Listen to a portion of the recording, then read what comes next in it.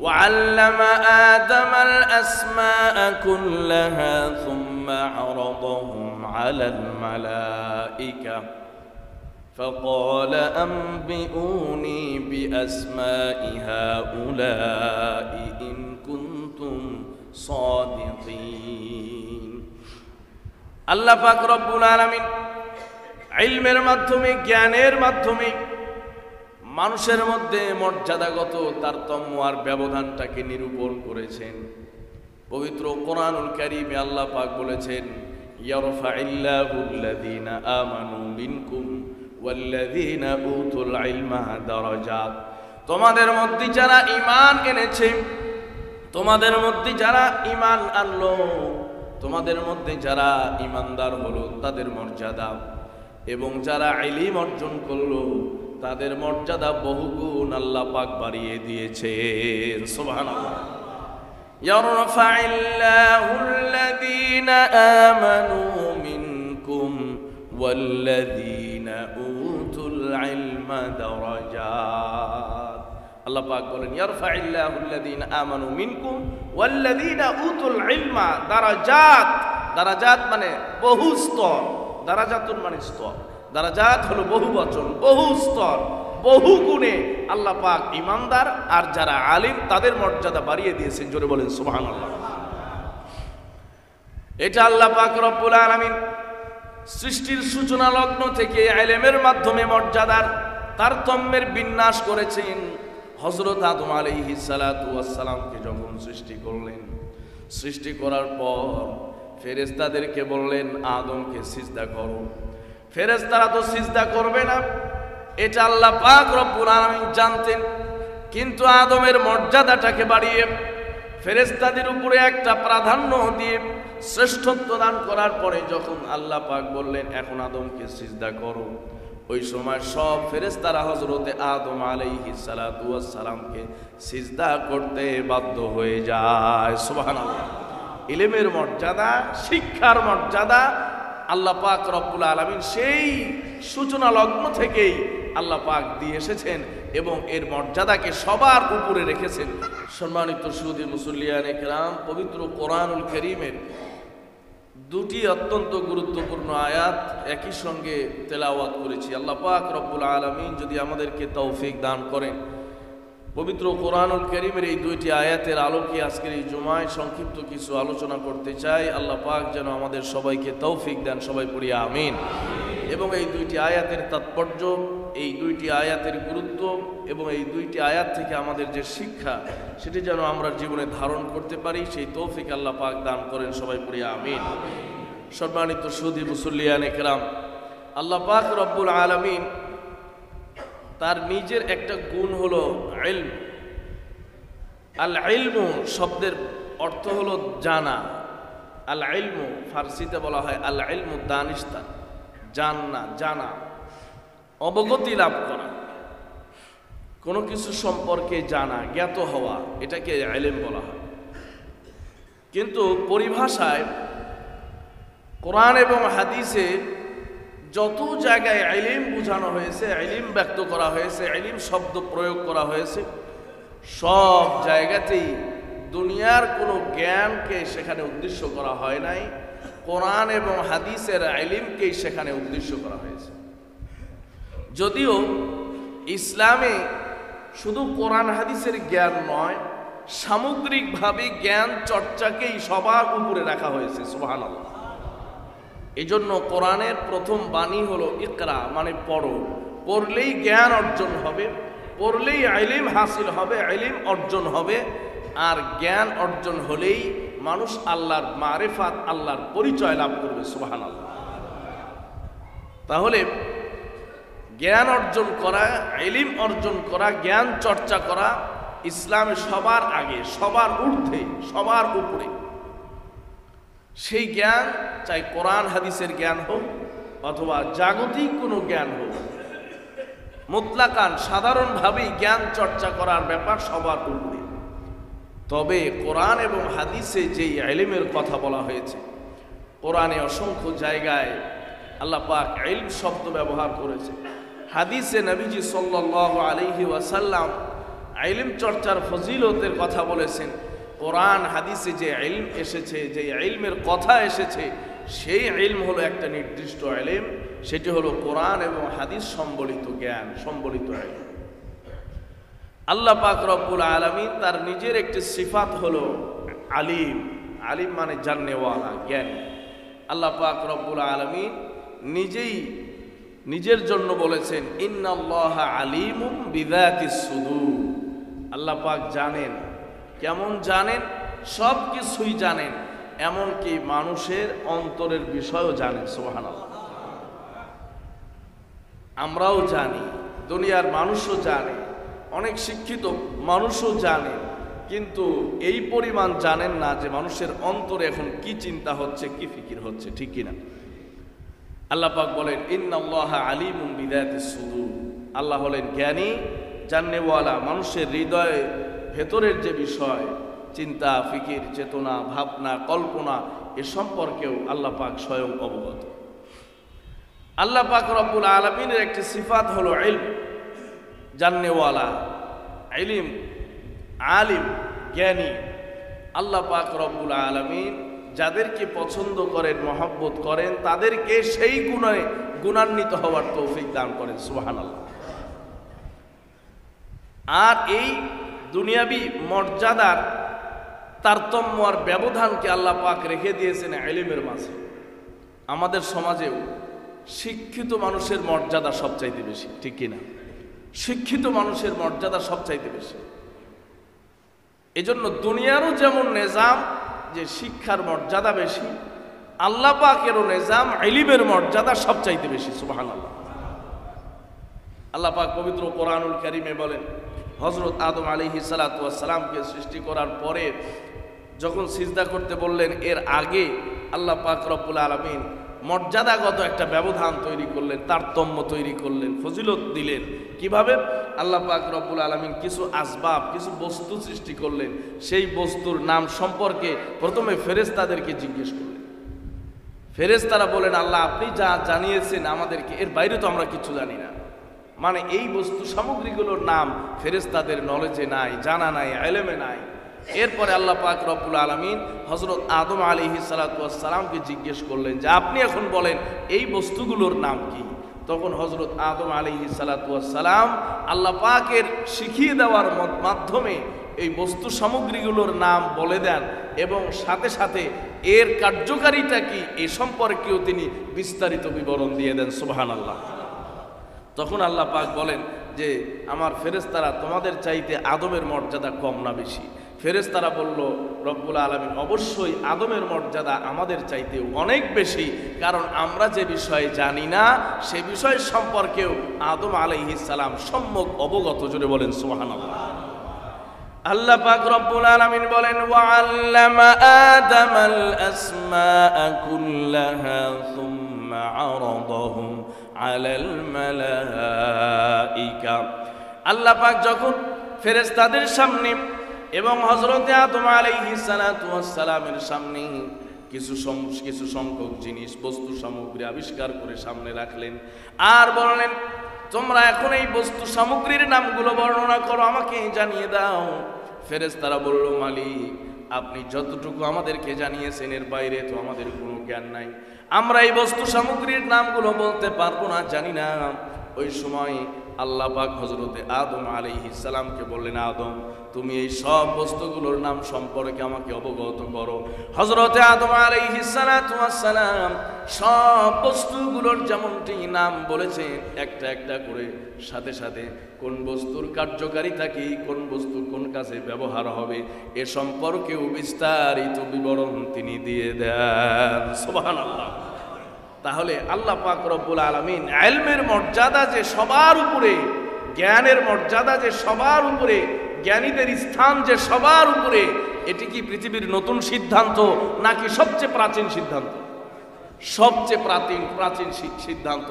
এজন্যই পবিত্র কোরআনে আল্লাহ পাক রব্বুল আলামিন প্রথম যে আয়াত নাজিল করলেন সেই আয়াতটাই হলো ইকরা বিসমি রাব্বিকাল্লাযী খলাক।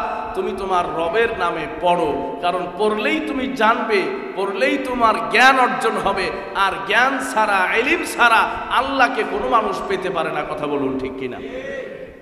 ইলম ছাড়া আল্লাহকে পেতে পারে না। আল্লাহর মারেফাত যদি কেউ অর্জন করতে চায় তাহলে অবশ্যই তাকে ইলম অর্জন করতে হবে। আল্লাহর মারেফাত লাভ করতে চাইলে ইলম অর্জনের মাধ্যমে আল্লাহকে তালাশ করতে হবে। আল্লাহ পাক রব্বুল আলামিন আরো বলেন, কুল হাল ইয়াস্তাবিল্লাযীনা ইয়া'লামুনা ওয়াল্লাযীনা লা ইয়া'লামুন। তোমাদের মধ্যে যারা জ্ঞানী, যারা জানে আর যারা জানে না, তারা কোনো সময় এক হতে পারে না। আল্লাহ পাক আরো বলেন, ফাসআলু আহলাল যিকরি ইন কুনতুম লা তা'লামুন। আল্লাহ পাক বলেন, দেখো সমাজের সব মানুষ সমান জ্ঞান রাখবে এটা হতে পারে না। সমাজের কিছু মানুষ বেশি জ্ঞান রাখবে, কিছু মানুষ কম জ্ঞান রাখবে, কিছু মানুষ এক বিষয়ে বড় পণ্ডিত হবে, আরেক বিষয়ে অজ্ঞ হবে। এটাই হলো কুদরতের নিজাম, আল্লাহ পাকের নিজাম। কিন্তু আল্লাহ পাক কি সুন্দর পদ্ধতি বাতলে দিলেন, তোমাদের মধ্যে যারা জানে না তারা যেন যারা জানে তাদের কাছ থেকে জিজ্ঞেস করে নেয়, যারা জানে না তারা যেন যারা জানে তাদের কাছ থেকে প্রশ্ন করে জেনে নেয়, জ্ঞান অর্জন করে নেয়। কারণ জ্ঞান অর্জন ছাড়া, ইলম অর্জন ছাড়া আমল শুদ্ধ হবে না। ঠিক কি না? ইলম অর্জন করা ছাড়া ওযু করার তরিকা কি, সেই সুন্নাত পদ্ধতি যদি আমি আর আপনি না জানি, সারা জীবন ওযু করলে আর ওই ওযু দিয়ে নামাজ পড়লে কোনো সময় ওই নামাজ আল্লাহ পাকের কাছে কবুল হবে না। কথা বলুন ঠিক কিনা? ওযুর ফরজ কয়টি, ওযুর সুন্নাত কয়টি, ওয়াজিব কয়টি, ওযুর শুরু থেকে শেষ পর্যন্ত সুন্নাত পদ্ধতি কি, এ সম্পর্কে যদি আমরা না জেনে ওযু করি আর সেই ওযু দিয়ে নামাজ পড়ি, নামাজ কবুল হবে না। নামাজ পড়ার পদ্ধতি কি, নামাজের কয়টি ফরজ, কয়টি ওয়াজিব, কয়টি সুন্নাত, শুরু থেকে শেষ পর্যন্ত নামাজ শুদ্ধ হওয়ার জন্য কতগুলো মাসআলা জানা জরুরি, এই সব মাসআলা মাসাইল যদি আমরা না জেনে নামাজ পড়ি, সারা জীবনে সিজদা দিতে দিতে যদি আমাদের কপাল আমরা কালো করে ফেলি, দাগ করে ফেলি, এরপরেও আল্লাহ পাকের কাছে সেই নামাজ, সেই ইবাদত কবুল হবে না। আওয়াজ করে বলেন ঠিক কিনা? কারণ জ্ঞান ছাড়া, ইলম ছাড়া আল্লাহ পাকের যে ইবাদত করব, বন্দেগী করব, এটা সম্ভব নয়, এটা কোনোদিনও সম্ভব নয়, আর কবুল হবে না। এজন্য সবার আগে হলো ইলম, সবার আগে হলো জ্ঞান, আর সেই জ্ঞান আর ইলম অর্জন করার মাধ্যমে আমাদেরকে আমলের প্র্যাকটিস করতে হবে। এই জন্য ইলমের মর্যাদা, জ্ঞানের মর্যাদা, ইলমের ফজিলত আর শ্রেষ্ঠত্ব এটা পৃথিবীতে আল্লাহ পাকের কাছে সবচাইতে বেশি। সুবহানাল্লাহ। সম্মানিত ভাইরা, নবীজি সাল্লাল্লাহু আলাইহি ওয়াসাল্লাম একটি হাদিসে বলেছেন, একবার এক সাহাবী আপনার অলিতে গলিতে দৌড়াচ্ছেন, দৌড়াতে দৌড়াতে বলতেছেন, দেখো নবীজি সাল্লাল্লাহু আলাইহি সাল্লামের দরবারে মিরাস বন্টন হচ্ছে, মিরাস বন্টন হচ্ছে। তো সাধারণ মানুষ, সাধারণ সাহাবীরা মনে করছেন, না জানি মিরাস বলতে আমরা যেটা বুঝি সেটা হলো অর্থ, টাকা পয়সা, ধন দৌলত, জমি জমা, এগুলো হয়তো বন্টন হচ্ছে। মিরাস মানে তো আমরা এটাই বুঝি। অনেক মানুষ যারা শুনছেন যে নবীজির দরবারে মিরাস বন্টন হচ্ছে, এই কথা শুনে মসজিদে নববীতে দৌড়ায় চলে গেছে। যাওয়ার পরে দেখেন যে নবীজি কিছু সংখ্যক সাহাবায়ে কেরামদেরকে নিয়ে এভাবে আলোচনা করতেছেন। সুবহানাল্লাহ। সাহাবীরা আবার ফিরে আসলেন বাড়ির দিকে। যিনি ঘোষণা করছিলেন তাকে আবার খুঁজে বের করলেন, বললেন, তুমি তো কিছুক্ষণ আগে বললাম নবীজির দরবারে মিরাস বন্টন হচ্ছে, নবীজির দরবারে মিরাস বন্টন হচ্ছে। মিরাস মানে হলো পৈতৃক সম্পদ, মানুষ যা মৃত্যুর সময় রেখে যায় সেটাই হলো মিরাস। আমরা মনে করলাম না জানি অর্থ করি, টাকা পয়সা, ধন দৌলত বিতরণ হচ্ছে, কিন্তু মসজিদে গিয়ে আমরা তো তেমন কোনো পরিবেশ পেলাম না। সাহাবী আমার জিজ্ঞেস করলেন, তোমরা সেখানে কি পরিবেশ পাইলাম? ওই সাহাবীরা বলল যে এখন আমরা গিয়ে দেখলাম স্বয়ং নবীজি কয়েকজন সাহাবীদেরকে নিয়ে আলোচনা করছিলেন, দ্বীনি মুযাকারা করছিলেন। সঙ্গে সঙ্গে সাহাবী বললেন, দেখো নবীরা দুনিয়াতে কোনো নবী দুনিয়ার জমিনে অর্থ করে রেখে যান না, দুনিয়াতে নবীদের কোনো মিরাস থাকে না, দুনিয়াতে নবীজির কোনো সম্পদের ভাগ এবং সম্পদের অংশ কোনো মানুষ পায় না। বরং নবীজা যেই তালিম দিচ্ছেন, যে ইলম শিক্ষা দিচ্ছেন, ওই ইলমটাই হলো তোমাদের জন্য মিরাস। সুবহানাল্লাহ। নবী যে তালিম দিচ্ছেন, যেই ইলম তোমাদেরকে শিক্ষা দিচ্ছেন, সেটাই হলো সাহাবায়ে কেরামের জন্য মিরাজ। নবীজের কোনো মিরাজ থাকে না, কোনো সম্পত্তি দুনিয়াতে তারা রেখে যান না। নবীজি সাল্লাল্লাহু আলাইহি ওয়াসাল্লাম আরেকটি হাদিসের মধ্যে বলেছেন, ইন্নাল উলামা ওয়ারাসুল ইলমা, উলামায়ে কেরাম হলো নবীদের ওয়ারিস হয়েছে। এবং নবীজি আরো বলেছেন, লাম ইউয়ারিসু দিনারাম ওয়ালা দিরহামা, নবীরা কোনো সময় দিনার দিরহাম টাকা পয়সার ওয়ারিস বানিয়ে যান না, বরং ইন্নামা ওয়ারাসুল ইলমা, বরং উলামায়ে কেরাম দুনিয়ার যারা আলেম তারা নবীজির রেখে যাওয়া যে ইলমের মিরাস, সেই মিরাস তারা অর্জন করেছেন এবং তারা পেয়েছেন। জোরে বলেন সুবহানাল্লাহ। ফামান আখাদাহু আখাদা বিহাজ্জিন ওয়াফির, নবীজি আরো বলেছেন, যারা এই মিরাস পেল, যারা এই মিরাজ পেল, তারা যেন সবচেয়ে বড় অংশটা পেয়ে গেল। জোরে বলেন সুবহানাল্লাহ। নবী করিম সাল্লাল্লাহু আলাইহি ওয়াসাল্লাম বলেন, যারা নবী করিম সাল্লাল্লাহু আলাইহি ওয়াসাল্লাম সহ সব আম্বিয়ায়ে কেরামের রেখে যাওয়া আমানতের দায়িত্ব গ্রহণ করলো, এই মিরাজ যারা গ্রহণ করলো, তারা সবচেয়ে বড় অংশটা পেয়ে গেল। নবীজি বলেন, মান আখাদাহু আখাদা বিহাজ্জিন ওয়াফিরিন, যারা নবীদের ওয়ারিস পাইল, ইলমের ওয়ারিস পাইল, এরাই হলো সবচেয়ে বেশি অংশ পেয়ে গেল, বড় অংশ পেয়ে গেল। নবীজি আরো বলেছেন, আল্লাহ পাকও জানিয়েছেন, যারা নবীদের মিরাজ পাইল, ইলমের ওয়ারিস হলো, এরাই আল্লাহ পাক রব্বুল আলামিনকে সবচেয়ে বেশি ভয় পায়। সুবহানাল্লাহ। আল্লাহ পাক বলেছেন এবং নবীজি সাল্লাল্লাহু আলাইহি ওয়াসাল্লাম বলেছেন যে যারা আল্লাহ পাক সম্পর্কে সবচেয়ে বেশি জানে, তারাই আল্লাহ পাককে সবচেয়ে বেশি ভয় পায়। ইন্নাল উলামা ইন্নামা ইয়াখশাল্লাহ মিন ইবাদিহিল উলামা, যারা আলিম, যারা কোরআন হাদিসের জ্ঞান রাখে, তারাই আল্লাহ পাককে সবচেয়ে বেশি ভয় পায়। কেন? মানুষের পরিচয় যদি কেউ না জানে, তাকে মানুষ চিনে না, জানে না, তার মর্যাদা কি এ সম্পর্কে বুঝতে পারে না। এই মুহূর্তে যদি আমাদের সামনে দিয়া মনে করেন আমেরিকার প্রধানমন্ত্রী অতিবাহিত হয়, আমরা কেউ চিনি না, আমরা তাকে একটু সালামও দেব না, সম্মানও করব না, শ্রদ্ধাও জানাবো না। কিন্তু যদি আমাদের দেশেরও একজন বড় মানুষ, বড় একজন নেতা আমাদের সামনে দিয়ে যায়, আমরা যদি তাকে চিনে থাকি, সবাই কিন্তু তাকে সম্মান করব, তাকে শ্রদ্ধা জানাবো, তাকে বসতে বলবো, তাকে চা খাওয়ার ব্যবস্থা করব, কারণ তাকে আমরা চিনি। ঠিক কিনা? চেনা আর না চেনার একটা ব্যাপার। চিনলে মানুষ তার কদরদানি করতে পারে, না চিনলে মানুষ তার কদরদানি করতে পারে না, সম্মান করতে পারে না। এই জন্য আল্লাহকে চেনার সবচেয়ে বড় মাধ্যম হলো ইলম। এই ইলম যারা অর্জন করবে, তারাই হলো আল্লাহ পাককে চিনতে পারবে। নবী করিম সাল্লাল্লাহু আলাইহি ওয়াসাল্লাম হাদিস শরীফের মধ্যে আরো বলেছেন, এই জন্য এই ইলমের ফজিলত সবচাইতে বেশি যারা ইলম অর্জন করার জন্য ঘর থেকে বের হয়ে যায়। যেই সকল তালিবুল ইলমরা ইলম অর্জন করার জন্য, কোরআন শেখার জন্য, হাদিস শেখার জন্য ঘর থেকে বের হয়ে যায়, ওই সকল তালিবুল ইলমরা যখন একটা পা জমিনের মধ্যে রাখে, ওই পাটা সাধারণ কোনো জমিনের উপরে পড়ে না, মাটির উপরে পড়ে না, বরং ওই পাটা আল্লাহ পাক রব্বুল আলামিন তার নূরের তৈরি ফেরেশতার পাখার উপরে দিয়ে দেন। সুবহানাল্লাহ। নবীজি সাল্লাল্লাহু আলাইহি ওয়াসাল্লামের হাদিস যে তালিবুল ইলম, যারা ইলম অর্জন করে, কোরআনের জ্ঞান চর্চা করে, এদের পা যখন জমিনে রাখে, ওই জমিনে রাখার সাথে সাথে জমিনের উপরে একটা নূরের তৈরি ফেরেশতা পাখা বিছায়া দেন, ওই পাখার উপরে তালিবুল ইলমের পা পড়ে। জোরে বলেন সুবহানাল্লাহ। নবীজি আরো বলেছেন, যারা কোরআনের ইলম অর্জন করে, জ্ঞান অর্জন করে, তাদের মর্যাদা কেমন? নবীজি বলেন, একজন আপনার দরজার আলিম, তার মর্যাদা কেমন জানো?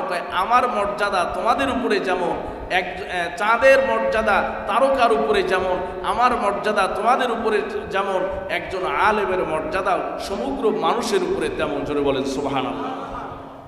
বাগদাদে মাদ্রাসায় নিজামিয়া একটা মাদ্রাসা ছিল, সেই বাগদাদের মাদ্রাসায় নিজামিয়ার একজন তালিবুল ইলম ছিলেন, যিনি অনেক মেধাবী ছিলেন, বুদ্ধিমান ছিলেন, ক্লাসে অনেক ভালো পড়াশোনা পারতেন, কিন্তু একটা অভ্যাস ছিল, প্রতিদিন ক্লাসে দেরি করে আসতেন। তো স্যারেরা চান, টিচাররা চান যে ভালো ছাত্ররা সবার আগে বসবে, প্রথম বেঞ্চে থাকবে, ভালো ছাত্ররা সবার আগে আসবে, কিন্তু এই ভালো ছাত্র সব সময় দেরি করে আসে। ওস্তাদ বললেন, তুমি এত ভালো ছাত্র, লেখাপড়া ভালো করো, কিন্তু এই বদ অভ্যাসটা যদি তুমি বর্জন করতে পারো, তাহলে তোমার জন্য আরো ভালো হয়। বললেন যে তুমি প্রতিদিন মাদ্রাসায় আগে আসার চেষ্টা করো। তালিবুল ইলম প্রতিদিন আগে আসার চেষ্টা করেন, কিন্তু পরেও কোনোদিন তিনি আগে আসতে পারেন না। একদিন ওস্তাদ রাগ হয়ে জিজ্ঞেস করলেন, কেন তুমি এত দেরি করো? বারবার তোমাকে সতর্ক করার পরেও তুমি দেরি করে আসো। তখন তালিবুল ইলম বলতেছেন, ওস্তাদ জি, আমি যখন ঘর থেকে বের হই মাদ্রাসা আসার জন্য, তখন মাদ্রাসার উদ্দেশ্যে বের হলে রাস্তায় যখন আমি হাঁটা শুরু করি, আমি তখন যেখানেই পা রাখি সেখানেই বিজলি চমকায়। জোরে বলেন সুবহানাল্লাহ। যেখানে পা রাখি সেখানে আলো চমকায়, আর ওই আলোতে আমি এক ধরনের ভীত সন্ত্রস্ত হই। আমি পা দেখে দেখে রাখি যেন এখানে আর আলো না চমকায়। এভাবে বারবার আস্তে আস্তে আস্তে আস্তে হেঁটে আসার কারণে এই মাদ্রাসায় আসতে আমার দেরি হয়ে যায়। জোরে বলেন সুবহানাল্লাহ। তখন ওস্তাদ বললেন, এটা আসলে বিদ্যুৎ নয়, কোনো বিজলি নয়, বরং আল্লাহ পাক রব্বুল আলামিনের হাবিবের ঘোষণা। যারা কোরআন এর জ্ঞান অর্জন করার জন্য রাস্তায় বের হয়ে যায়, তাদের পায়ের নিচে নূরের ফেরেশতা পাখা বিছিয়ে দেন। তোমার পায়ের নিচে সেই ফেরেশতারাই পাখা বিছিয়ে দেয়। আওয়াজ করে বলেন আল্লাহু আকবার। সেই বাগদাদের মাদ্রাসায়ে নিজামিয়ার যেই ছাত্র জামানায় মাদ্রাসায় যাওয়ার সময় ফেরেশতারা পায়ের নিচে পাখা বিছিয়ে দেয়, ওই ছাত্র পরবর্তীতে আলিম হওয়ার পরে এই জগতের সবচাইতে বড় আলিম, বড় ইমাম হযরতে ইমাম গাযালি রাহমাতুল্লাহি আলাইহি হয়ে যান। সুবহানাল্লাহ। ইমাম গাযালি রহমাতুল্লাহি আলাইহি ছিলেন হলো সেই ছাত্র। ইমাম গাযালি রহমাতুল্লাহি আলাইহি একটি কিতাব লিখেছেন যার নাম হলো হুজ্জাতুল্লাহিল বালিগা। ওলামায়ে কেরাম বলেছেন, এই পৃথিবীতে যদি কোরআন হাদিসের কোনো জ্ঞান না থাকে, কোনো কিতাব যদি না থাকে, এক হুজ্জাতুল্লাহিল বালিগা থাকলেই এই কিতাব থেকে ইসলামের সমস্ত আহকাম দ্বিতীয়বার আবার বের করা সম্ভব। আল্লাহু আকবার।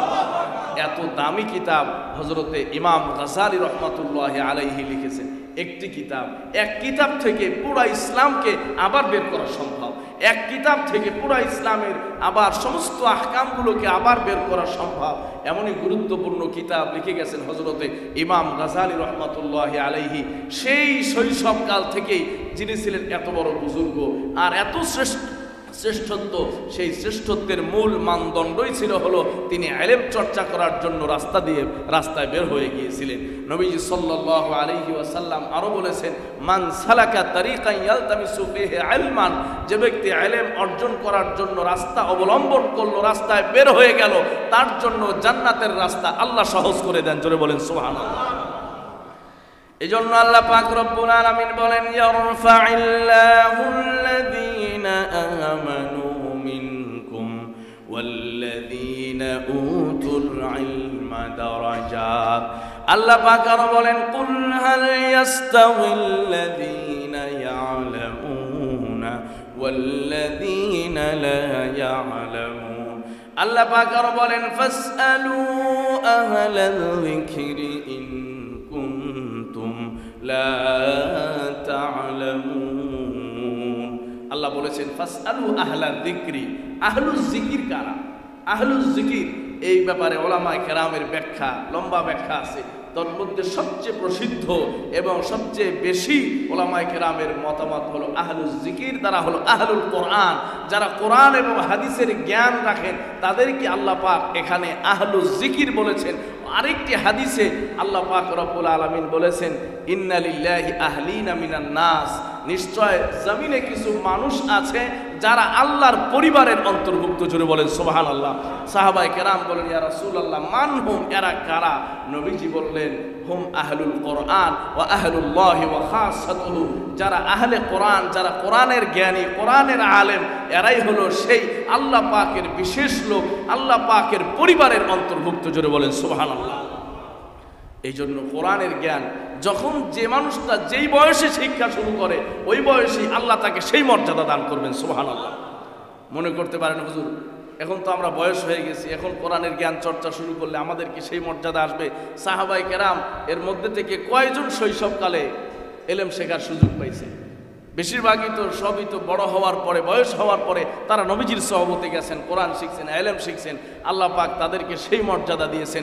এখনো আপনার বয়স যাই হোক না কেন, 50, 40, 60, 70, যে কোনো বয়সেই আপনি আবারও তালবে ইলম হয়ে যাবেন। কোরআন শিক্ষা শুরু করবেন, ইলম শিক্ষা শুরু করবেন, আপনি হাদিস শিক্ষা শুরু করবেন। আল্লাহ পাক আপনাকেও সেই মর্যাদা দান করবেন। সুবহানাল্লাহ। কারণ আল্লাহ পাক রব্বুল আলামিন বখিল নন। আল্লাহ পাক হলেন সবচেয়ে বড় দাতা, সবচেয়ে বড় দেনেওয়ালা। আল্লাহ পাকের কাছে কোনো কিছুর অভাব নাই। আমরা দেওয়ার সময় চিন্তা করি, ভাবনা করি, ফিকির করি, কত থাকবে, কত কমবে, কত যাবে। যোগ বিয়োগ বহু চিন্তা আমাদের, কিন্তু আল্লাহ পাক যখন দেন তখন এগুলো চিন্তা করেন না, ঠিক কিনা? এই জন্য আমরাও যদি বয়সের এই সময়েও যদি আমরা সাহস করে কোরআন শেখা শুরু করি, ইলম শেখা শুরু করি, আমাদেরকেও আল্লাহ পাক সেই মর্যাদা দিতে পারেন, ঠিক কিনা? অনেক জায়গায় নৈশ মাদ্রাসা আছে, মাশাআল্লাহ, আমি এগুলোতে সাধুবাদ জানাই। নৈশ মাদ্রাসা, যারা কর্মজীবী, পেশাজীবী, বিভিন্ন পেশায় যারা নিয়োজিত, নিয়মতান্ত্রিক যারা ইলম শেখার সুযোগ পান নাই, চর্চা করার সুযোগ পান নাই, তাদের জন্য মাগরিবের পরে, তাদের জন্য রাত 8টার পরেও অনেক জায়গায় দিন শেখার ব্যবস্থা আছে। ওই সকল বান্দারাও যদি এভাবে আস্তে আস্তে 10 বছরে 8 বছরে আস্তে আস্তে কোরআন শিখতে থাকেন, হাদিস শিখতে থাকেন, চর্চা করতে থাকেন, আল্লাহ পাক তাদেরকেও সেই তালিবুল ইলমদের মর্যাদা দান করবেন, সুবহানাল্লাহ। যেভাবে আমরা যখন যেভাবে সুযোগ পাবো সেভাবেই আমরা যদি জ্ঞান চর্চা করতে থাকি, ইলম চর্চা করতে থাকি, আল্লাহ পাক রব্বুল আলামিন আমাদেরকে সেই মর্যাদা দান করবেন। নবীজি সাল্লাল্লাহু আলাইহি ওয়াসাল্লাম একটি হাদিসের মধ্যে বলেছেন যে আলেমের মর্যাদা আর যিনি আলেম নন তার মর্যাদার মধ্যে পার্থক্য কি? নবীজি সাল্লাল্লাহু আলাইহি ওয়াসাল্লাম বলেছেন, দেখো চন্দ্র যেমনটা উঠলে বাকি তারকারাজির কোনো আলো থাকে না, তার কোনো মূল্য থাকে না, ঠিক একজন আলেমের মর্যাদা সাধারণ মানুষদের মধ্যে এত বেশি। একটা নক্ষত্রের মাধ্যমে যেমন মানুষ দিক নির্ণয় করতে পারে, একজন আলেমের মাধ্যমেও মানুষ ভোলা পথ থেকে হেদায়াত পেতে পারে। জোরে বলেন সুবহানাল্লাহ। নবীজি সাল্লাল্লাহু আলাইহি ওয়াসাল্লাম আরো বলেন, মাজলিসু ফিকহিন খায়রুম মিন ইবাদাতি 60 সানা। কেউ যদি ইলম শেখার জন্য ছোট্ট অল্প সময় বসে যায়, ছোট্ট একটা মজলিসে অল্প সময়ের জন্য বসে যায় ইলম অর্জন করার জন্য, ইলম শেখার জন্য, 10 মিনিট যদি কেউ ইলম চর্চা করে, আধা ঘন্টা যদি কেউ ইলম চর্চা করে, কোরআনের জ্ঞান শেখে, হাদিসের জ্ঞান শেখে, 60 বছর ইবাদত করার চাইতেও বেশি সওয়াব আল্লাহ আমল নামায় দিয়ে দেয়। এই যে প্রতি জুমাবারে আমরা যে আসি, প্রায় 40 মিনিট 50 মিনিট দিনই কথা হয়, কোরআন হাদিসের কথা হয়, বিভিন্ন ইলম কালাম সম্পর্কে জানানো হয়, শেখানো হয়, চেষ্টা করা হয়। এই মজলিসগুলোও কিন্তু ইলম শেখার মজলিস। জোরে বলেন সুবহানাল্লাহ। এখানেও আমরা যদি ইখলাসের সাথে আমরা যদি ছাত্র আর উস্তাদ হয়ে যাই, তালিবুল ইলম আর মুআল্লিম হয়ে যায়, আল্লাহ পাক আমাদেরকেও এই ফজিলত দান করবেন। জোরে বলেন সুবহানাল্লাহ। আল্লাহ পাক আমাদেরকেও এই মর্যাদায় শ্রেষ্ঠত্ব দান করে দিবেন। সম্মানিত ভাইয়েরা, নবীজি সাল্লাল্লাহু আলাইহি ওয়াসাল্লাম একবার সাহাবায়ে কেরামকে 2 জন মানুষের ঘটনা শোনালেন। একজন হলো যিনি সারাদিন নামাজ কালাম পড়েন, রোজা রাখেন, রাতে তাহাজ্জুদ পড়েন, আর আরেকজন হলো সারাদিন যিনি কেবল 5 ওয়াক্ত ফরজ নামাজ ওয়াজিব সুন্নত সহ আদায় করেন, আর বাকি সময়টা তিনি কোরআন হাদিসের জ্ঞান মানুষের মধ্যে ছড়িয়ে দেন। জোরে বলেন সুবহানাল্লাহ। সাহাবায়ে কেরামকে এই ঘটনা শুনিয়ে নবীজি বললেন, বলো তো এদের মধ্যে কে শ্রেষ্ঠ? নবীজি যখন এই কথা বলেছেন, সাহাবায়ে কেরাম বললেন, আল্লাহু ওয়া রাসূলুহু আ'লাম, আল্লাহ এবং আল্লাহর রাসূলই তো সবচেয়ে ভালো জানেন। সাহাবায়ে কেরামের এই উত্তরের পরে নবীজি বললেন, এই যে বাহ্যিক দৃষ্টিকোণ থেকে মনে হচ্ছে একজন রোজা রাখতেছেন, নামাজ পড়তেছেন, নফল পড়তেছেন, আরও রাতে তাহাজ্জুদ পড়তেছেন, বহু আমল করতেছেন, এই ব্যক্তিকে শ্রেষ্ঠ মনে হতে পারে, কিন্তু আসলে তা নয়। যে ব্যক্তি 5 ওয়াক্ত নামাজ ফরজ সুন্নাত ওয়াজিব সহ আদায় করলেন, বাকি সময়টা অন্যদেরকে তালিম দিলেন, এই ব্যক্তির মর্যাদা আল্লাহর কাছে সবচাইতে বেশি। সুবহানাল্লাহ। কারণ তালিমের মাধ্যমে দিন জিন্দা থাকবে। তালিম যদি না থাকে, চর্চা যদি না থাকে, দিন জিন্দা থাকবে না। সম্মানিত ভাইরা, এই জন্য অবশ্যই তালিম, ইলমের মর্যাদা, ইলমের ফজিলত আল্লাহ পাকের কাছে সবচাইতে বেশি। আলেমের মর্যাদা আল্লাহ পাকের কাছে সবচাইতে বেশি। আমরা যদি যারা ডাক্তার আছে, সেই ডাক্তারের অবস্থানটা কেমন? চুফা সেদকে জাররা হুমার হুমনা আস্ত। কবি বলেছেন, ডাক্তার হলো এমন যে একবার কাটে আর একবার ব্যান্ডেজ লাগায় দেয়, ঠিক কিনা? এখন কাটার ভয়ে যদি ডাক্তারের কাছে না যাই, ডাক্তারকে যদি অভিশাপ দিতে থাকি যে এই ডাক্তার আমাকে আমার অঙ্গ কেটে দিয়েছে, আমার হাত কেটে দিয়েছে, তাহলে কি আসলে এটা জ্ঞানীর পরিচয় হবে? কোনো দিনও নয়। ডাক্তার তো তিনি যিনি কাটেন আবার ব্যান্ডেজ লাগায় দেন, কারণ এই কাটাটাও তার জন্য কি? আপনার জন্য কল্যাণ। এই যে আপনার হাত কেটে দিলেন, আপনার এক জায়গায় কেটে পরিষ্কার করে দিলেন, রক্ত বের করে দিলেন, পুঁজ বের করে দিলেন, কেন? যেন আপনার শরীরের এই অঙ্গটা ভালো হয়ে যায়। একটা অঙ্গে যদি ক্যান্সার হয় তাহলে বাকি অঙ্গগুলো নষ্ট হয়ে যেতে পারে। এই জন্য আমরা যেমন একজন ডাক্তারকে অবজ্ঞা করতে পারি না, একজন ডাক্তারের শত্রু হতে পারি না, একজন ডাক্তারকে আমরা যেমন হেউ করতে পারি না, একজন ডাক্তারকে আমরা যেমন ভৎসনা করতে পারি না, আমাদের ওলামায়ে কেরামত যখন আমাদের মধ্যে যখন ভুল ভ্রান্তি, বেদাত, কুসংস্কার যখন ছড়িয়ে পড়ে, তারাও আমাদের ঈমানটাকে পরিচ্ছন্ন করার জন্য বিভিন্ন ফর্মুলা দিয়ে থাকেন, কথা বলে থাকেন, বিভিন্ন বক্তব্য দিয়ে থাকেন। এগুলোর মাধ্যমে আমাদেরকে পরিষ্কার করা। সচেতন নাগরিক যেমন একজন বিজ্ঞ ডাক্তারকে কোনো সময় নিজের শত্রু ভাবতে পারে না, একজন প্রকৃত ঈমানদার কোনো সময় একজন বিজ্ঞ আলেমকে কোনো সময় শত্রু মনে করতে পারে না। কথা বলুন ঠিক কিনা? কারণ আলেমের অবস্থানটা আমাদের কাছে ডাক্তারের মতো। ডাক্তার না থাকলে আমাদের শরীরের চিকিৎসা হবে না, বিনা চিকিৎসায় মানুষ মারা যাবে। ওলামায়ে কেরাম না থাকলে আমাদের ঈমানের হেফাজত হবে না, মানুষ বেঈমান হয়ে দুনিয়া থেকে চলে যাবে। কথা বলুন ঠিক কিনা? এই জন্য সম্মানিত ভাইয়েরা, ওলামায়ে কেরামের দায়িত্ব হলো নবীদের দায়িত্ব।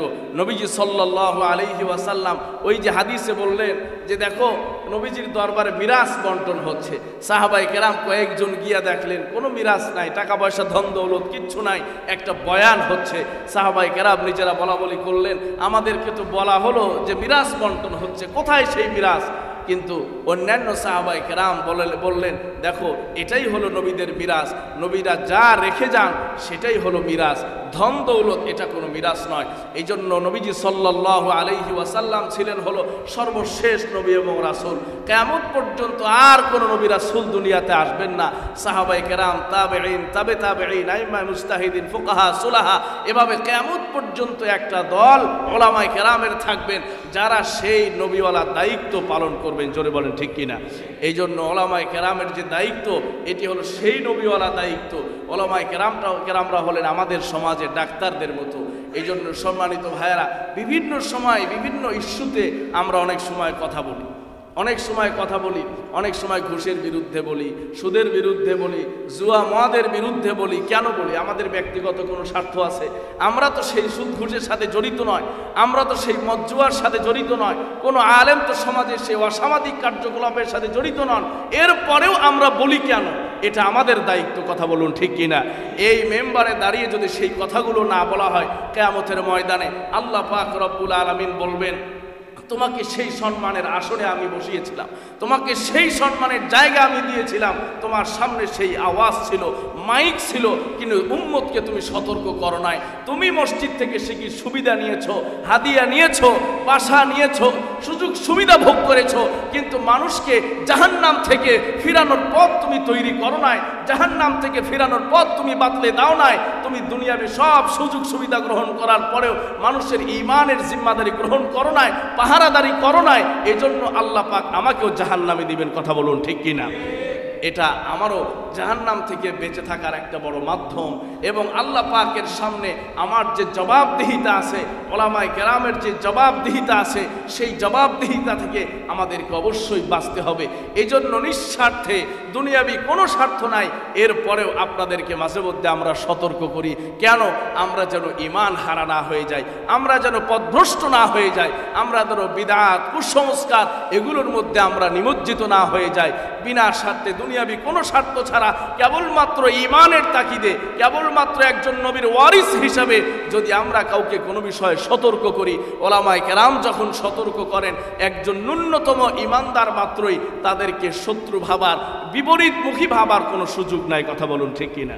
সম্মানিত ভাইয়েরা আমার, এই জন্য আমরা সবসময় এই বিষয়ে সতর্ক করি কিভাবে আমরা নিজেদের ঈমানকে ইসলাহ করতে পারি, আমলকে ইসলাহ করতে পারি, কিভাবে নিজের ঈমান এবং আমলকে হেফাজত করতে পারি।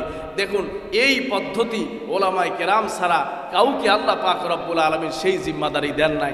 আমি আজকে যদি মেডিকেল সায়েন্সের সব বই পুস্তক ঘাটাঘাটি করে ইন্টারনেট থেকে সব বই পুস্তক যদি আমি ডাউনলোড দিয়ে পড়াশোনা করে 5 বছর পরে যদি আমি বলি দেখেন আমি এখন MBBS ডাক্তার হয়ে গিয়েছি, আপনারা আমার কাছে আসলে আমি বিনামূল্যে অপারেশন করে দেব, আপনারা কোনো মানুষ আমার কাছে অপারেশন করার জন্য আসবেন? কোনো দিনও আসবেন না। কোনো সচেতন মানুষ আসবে না। যিনি এ কথার দাবি করবে তিনিও অসচেতন, তিনিও অসচেতন, আর যিনি তার কাছে অপারেশন করাবেন তিনিও আরও অসচেতন। কথা বলুন ঠিক কিনা? সম্মানিত ভাইয়েরা, এই জন্য একটা কথা আছে, নিমে মোল্লা খতরায় ঈমান, নিমে তবিব খতরায় জান। আধা ডাক্তার মানুষের প্রাণ নষ্ট করে, আর আধা মোল্লায় মানুষের ঈমান নষ্ট করে। কথা বলুন ঠিক কিনা? এই জন্য সম্মানিত ভাইয়েরা, দিনের পরিপূর্ণ জ্ঞান ছাড়া কেউ দিনের জিম্মাদারি আদায় করতে পারে না। দিনের পরিপূর্ণ ইলম ছাড়া, জ্ঞান ছাড়া কেউ দিনের জিম্মাদারি আদায় করতে পারে না। এটা একটা ভুল ধারণা। এই জন্য অবশ্যই আমাদের দিনের সকল সময়, সকল ক্ষেত্রে সঠিক মানুষের যদি রাহনুমাই না হয়, পথ প্রদর্শন না হয়, ওই দিনের ওই ফেরকাটা অবশ্যই গোমরা হয়ে যেতে পারে। কথা বলুন ঠিক কিনা? গাড়ি যতই ভালো হোক, ইঞ্জিন যতই ভালো হোক, প্যাসেঞ্জাররা যতই শিক্ষিত হোক, যতই মার্জিত হোক, যতই বুদ্ধিজীবী হোক, একজন মাতালকে যদি আপনি ড্রাইভার বানায় দেন, ওই গাড়ি নির্ঘাত খাদে পড়বে। কথা বলুন ঠিক কিনা? এখানে দরকার হলো একজন নির্ভীক, একজন বুদ্ধিমান, সচেতন, অভিজ্ঞ ড্রাইভার। যে অভিজ্ঞ ড্রাইভারটা আমাদের এই গাড়িটাকে একদম গন্তব্য পর্যন্ত নিয়ে যাবেন। কথা বলুন ঠিক কিনা? সম্মানিত ভাইয়েরা আমার, ঠিক এরকমভাবে দিনের প্রত্যেকটা কাজ, দিনের প্রত্যেকটা সেক্টর, মসজিদ, মাদ্রাসা, এরপরে দিনই যত হালাকা আছে,